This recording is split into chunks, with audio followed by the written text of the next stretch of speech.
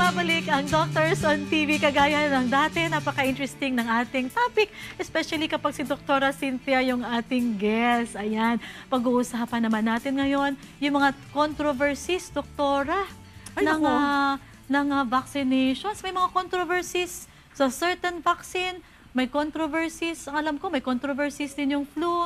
Tapos, Doktora, may controversy din sa mga magulang. Dapat ba natin i-vaccine yung bata? Hindi ba dapat? Yung mga ganun, Doktora, what's your views on this? Sabi nga namin, it's the choice of the parent. Okay? Pero may mga rule, Republic Act na nga kasi gaya ng BCG tsaka Hepatitis B. Ano nga ba ang kontrobersiya dyan? One, nakakaroon daw po ng autism, lalo na pag nagbigay ka ng MMR. Meron kasing isang nangyari dyan na nagkataon lang at yung doktor mismo na nag-report yan sa England, diniretract na yung kanyang sinabi. So yun hong ating mga vaccine ay hindi nakakakos ng autism, ADHD. Eh, Doktora, yung autism, di ba, it's a condition na nakuha mo, pinanganak ka na. Ando na yun eh. Kaya nga nagkataon lang yun. Pero ang sinasabi nila, yung ginagamit daw na preservative or basta yun, may mga preservative silang sinasabi, pero binago na yun. So, nag-retract na. Nag-retract na po yung doktor na nag-report.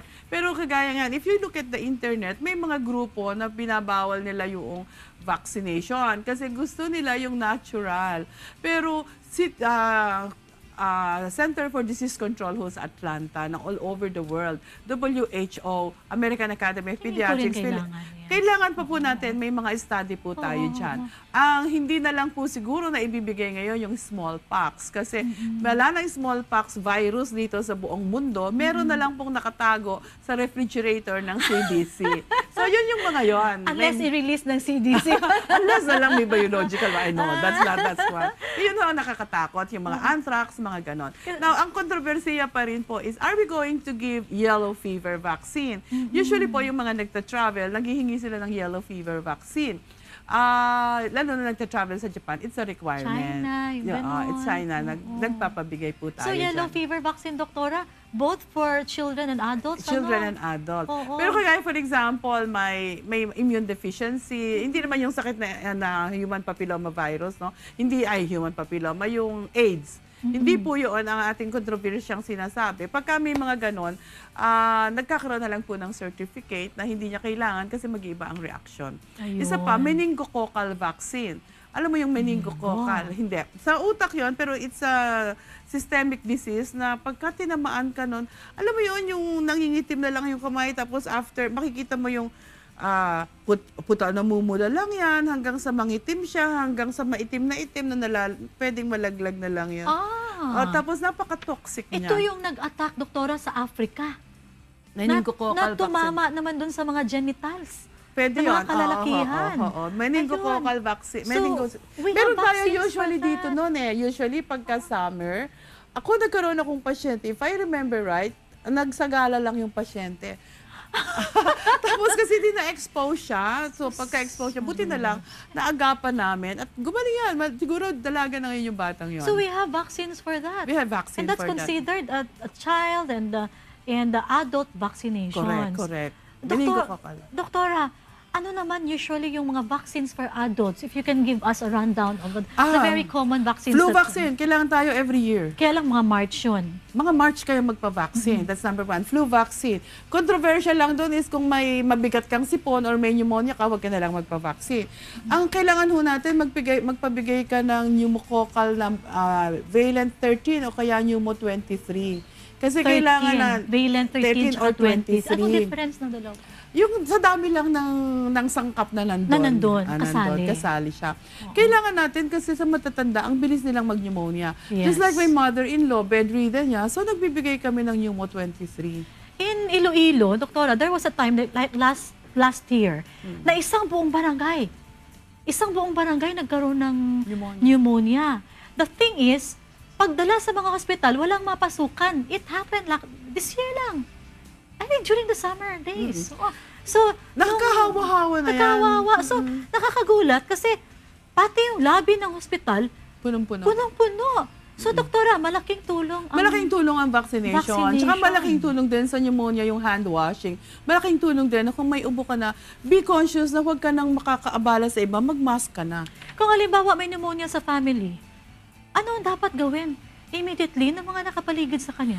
Siguro si lola or si nanay may pneumonia, siyang pag-mask mo, kung nahihirapan naman siya, tayo ang mag-mask. Tapos, kasi droplet yan pag umubo ka, humaching ka na sa kamay mo. Kaya ang bilin kasi is cough and sneeze on your sleeves. Tapos ganito, on the sleeves mo.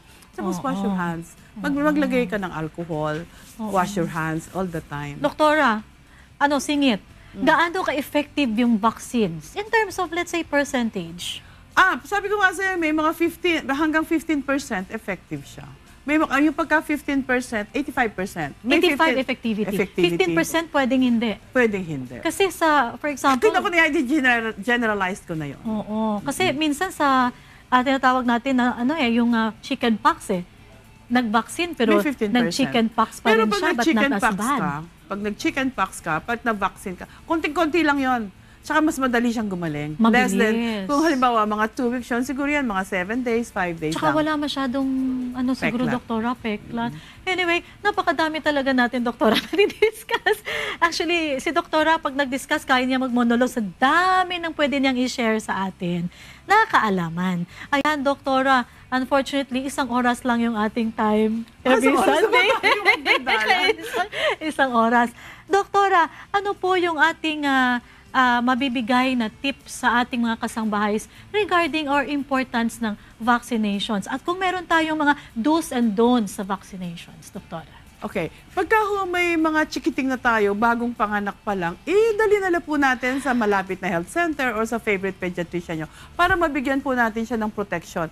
Kailangan kung may soldier siya sa kanyang katawan para malabanan po ang ating mga bacteria at mga virus. Kasi mas mahal, tandaan ninyo ang magkasakit. Ayun. Hindi ho siya covered na lahat ng PhilHealth. Thank you, doktora. Ang sabi ni doktora, your favorite pediatrician. Kasi iiyak yung ating mga anak. Pero alam nyo, okay lang umiyak siya ng a few minutes or a few seconds kesa naman umiyak tayo at umihak tayo lahat dahil umiksi yung kanyang paa dahil sa poliomyelitis. And doktora, thank you very much, Doktora Cynthia Cuayo Huico, a pediatrician at the Cardinal Santos. And of course, Manila Doctors Hospital. And of course, Doctors on TV would like to thank once again Mr. Walter Co of Walter Bread. And of course, our most favorite vitamin C, the real vitamin C, all natural, non-acidic. It helps in boosting our immune system. You may call them at numbers 935-0486 and of course, 0925-8835-760 and of course, sa Globe 0927-544-1786. And of course, congratulations sa atin lahat dahil nanalo na naman tayo. May award na naman tayo sa Anak TV Seal Award. Yay! Ayan, i-award sa atin ito sa December 4. As usual, thank you sa mga nagbibigay ng award sa atin dahil ito sa ating efficiency at of course sa pagiging friendly natin sa mga kasangbahays natin. Ayan, and hello din sa mga nanonood sa atin parati, the Two-Seat family, my family in Iloilo, and of course, salamat din sa panunood dyan sa Taguig, and of course sa family Gutierrez, Kathy, and of course sa mga family Saludes, ayan, and sa mga taga Laguna. Ma'am, thank you for watching our show every Sunday. And of course, my son, Ayon, hi, you wanna say hello to Doktora? Hi! And see you. Kita-kita ulit tayo sa sunod na linggo. Dito lamang sa Doctors on TV.